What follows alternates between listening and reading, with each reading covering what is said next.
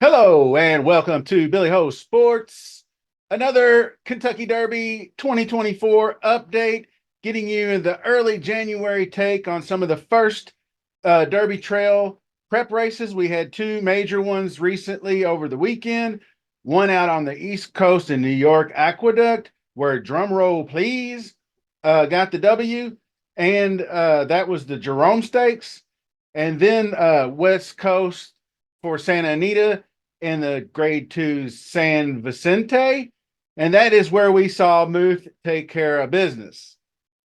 Now, we're going to review those races, but we're also going to update what the latest contenders are up to because we haven't heard anything about where they're pointing at for the next couple of months as far as Derby Trail goes. So we're going to dive into that some. And then I will add this video to my playlist for the Kentucky Derby Trail. So if you want to go back and review any races or analysis or preps along the way to the Kentucky Derby, all that's going to be right in one convenient spot for you.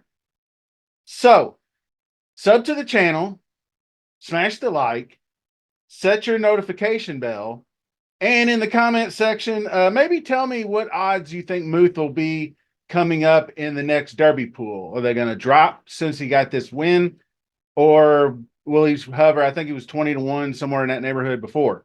So let's get started. On Saturday, race 3 at Aqueduct featured the Jerome Stakes. 1 mile on the dirt, just 5 entries, and the break looked okay, but when I went back and looked at the footnotes, it stated that Drumroll got bumped by Canante, and El Grande O stumbled a bit himself coming out of the gate. But as we watched the race unfold, everybody recovered just fine. El Grande O went right to the lead. Drumroll fell back to his stalking position. Canante pressed somewhat. That kind of remained that way through an opening half in about 49, which should have favored El Grande O. Canante brought outside pressure on the turn, entering the stretch. But El Grande O was able to repel that effort. Now, this is where my knowledge is not the best when it comes to like jockeys and what they do and how they ride. I know they're always looking for the right path going down the stretch to get the fastest kick or get them to switch leads or whatever they tend to do. But El Grande O takes the lead, and then Kendrick Carmouche jerks the reins like he was going to have contact, but there wasn't really that close. So he jerked like to avoid contact, maybe, I'm not sure, but the horse veers toward the rail a little bit too far, in my opinion. And then he, in his effort to straighten him back out to move back to the 3 path, he jerks him along another diagonal line. And all that time, here comes Drumroll Please, making up valuable ground. Going back and looking at it, it looks like maybe Drumroll Please gets this win anyway, but I don't think he wins by as much. I think that he edged late and won by 4 lengths. It would have been a lot closer than that, in my opinion. But who am I to criticize? I don't really know the full story. Now, winning rider Javier Castellano did what he should have done in that whole race, kept him off the pace, and made that one big run down the lane. So credit to him on that. Now, my analysis on the other contenders would start with my an explanation post-race from the connections of Sweet Saudi J. If you remember me talking in my preview video, he had just come off 1 week prior winning the Heft Stakes. So I was curious, why are they wheeling him back in a week? And then I went back and looked at his past performances. That was actually his 3rd start in a month. He had run December 8th, I believe, and then went on the 30th, then wheeled back a week later. Now, I know in his form cycle, he was a little bit sooner than most, like 17 to 21 days sometimes, but I just thought that was a lot for 30 days. But, who knows? Regalo wasn't really a factor late. Going to have to test the water somewhere else, in my opinion. I thought Canante was okay, made a pretty good showing of it most of the way, but that final furlong where he ran out of gas really cost him in the Equibase speed numbers. He dropped all the way to a 68, like the winner got seven, or winner received 87, and I think second place was like 83, or it was, I know it was 81 or 83, something like that. So big drop off on that slowdown in the stretch there for Canante. But that's all I'll have for that race. I just thought drum roll play. It was the two horses, El Grandio and drum roll, and it was going to be if drum roll was going to be able to catch him in the stretch, and he did. So it went kind of almost exactly how I thought it would. So and kind of the same way in the San Vicente, which we're getting into now. That one went 7 furlongs on Santa Anita's dirt. Numbers 2 Slider broke awkwardly, but raced right up to the lead along with Pilot Commander and Muth close behind. Formidable Man and Voltage both pushed the pace early on, and then you had the Tim Yupteen horse trailing. So Slider sets a 45 and change half mile.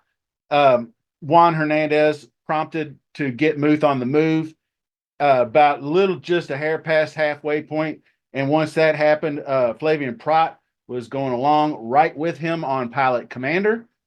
And those two were going to hook up as they round the turn and hit the stretch. Muth peeked his head in front. And I said this in the previous video. I swear those jockeys talk. He looks like he looks over at Pratt and goes, Bob said, I got this one. And so Muth pushes past his stablemate and cruises home to victory. But then Pilot Commander actually still had some work left down the stretch because Joel Rosario and Slider were not done yet. They challenged late and just missed the place. So it was good, hard fought finish by Slider, who led the race early on. So I'm thinking that switch from the turf to the dirt was the right move. So that was a pretty solid opening performance for Muth, and Pilot Commander showed well. Muth, I think, got a 94 Equibase number for his efforts on the fast Santa Anita dirt. Slider took to the dirt, like I said, well. So those three were the only three worth mentioning. Honestly, the other three just were also rans, and Tim Yakteen has yet to prove to me that he can prove that he can train a Derby contender and be a legit contender. I still haven't seen it yet. So maybe he'll prove me wrong. But anyway, what we're looking at is the San Felipe in Santa Anita on March 2nd. I think is the nearest we might see Muth, Pilot Commander, those Baffert horses. I feel like he's going to keep them out west. I know there's another one at Santa Anita somewhere along the way that they may run in as well, but that's what I'm looking at.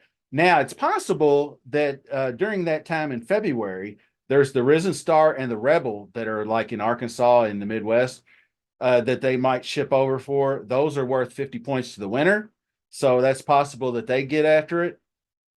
But the next Derby prep coming up is going to be the Grade 3 LeCompte. That's going to be at Fairgrounds in Nolens, going a mile and a 16th.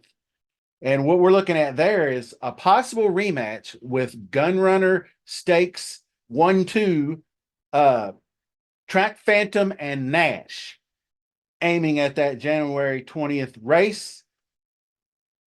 So Mark Casse is also appointing his hard closing fourth place finisher from the BC Juvenile Turf, by the name of Can Group. Casse is going to give him a shot at 2 turns dirt route to see if he's got the chops. So that one will be in the mix at the LeCompte. But the rematch between Track Phantom and Nash will be a highly anticipated matchup, one I personally will be looking forward to. So for some other ones that we haven't heard from in a while, BC Juvenile Champ Fierceness has been nesting in Florida, following in the footsteps of Todd Pletcher's 2-year-old champ last year, Forte. That one is probably going to skip the Fountain of Youth, from what I gather. Repo Stables is going to be running Fierceness in the upcoming Holy Bull Stakes on February 3rd. And then the next up, they're going to give him the 8 weeks off for the Florida Derby, and that's going to be his final prep. And that'll, in addition, give him 5 weeks before the Kentucky Derby. So they feel like that's a good strategy to have. And I would agree with that. That sounds perfect to me. the 2 month cycle on these top rated horses, it seems like the way to go with them, because you don't risk, you lessen the risk of any kind of injury or wearing them out in that case. Now, for his stablemate Locked, who's also looking at Gulfstream for his 2024 debut, not really clear, in my opinion. Do they split him up and to try him in the Fountain of Youth? I'm not really sure, but he might be pointed toward the Holy Bull. But it's going to be one of those races, definitely for Florida Derby. I can see them all in. Some other prominent Derby trailers pointing at Florida. Danny Gargan's budding star Dornoch, the full brother to last year's Derby winner Mage, who impressively won that Remsen Stakes and Aqueduct most recently. Also, Jose D'Angelo trains a horse we could see soon in Florida. Ben Tornato, who went 4 out of 5 as a 2-year-old, and then won 2 of the 3 Florida Sire Stakes, which is the local Florida bred series down there. Also, we have Bill Mott. He has a few horses. One of them, Belial, ran 3rd in the Nashua Stakes. Parchment Party, unbeaten in 2 starts, who I personally saw November 9th at Churchill Downs, win using his closing style to come out of nowhere and take that one down. And then he has Knightsbridge, a huge 10.5 length debut winner on November 4th. Others, we've got like the Kentucky Jockey Club 3rd place finisher, Stretch Ride, one I'll be looking forward to see because that's local guy Dale Roman's horse. Also, Dancing Groom, trained by Antonio Sano, who ran 3rd in the Champagne and was 6th in the Jockey Club. But I want to finish out the show pointing out a first-time maiden winner that I missed in my previous show, trained by Safi Joseph Jr. by the name of Merritt. But impressive 10-length victory at Gulfstream Park. Jockey EZ Edgar Zayas really had to restrain this eager colt early on in the race. But once he allowed him to open up just after the half-mile marker, this race was pretty much a done deal. Really looked good, swept to the lead, and then kicked clear under a drive down the stretch. So that's a horse to keep an eye on, possibly looking at one of these Fountain of Youth or Holy Bull type races coming up. Maybe they give him a shot. So anyway, that's going to do it for the show. I really look forward to bringing you the preview on the LeCompte Stakes coming up the following weekend. And this weekend, there are several nice stakes races, so I'll probably put something together for that. And until then, thank you for watching, and we'll see you soon.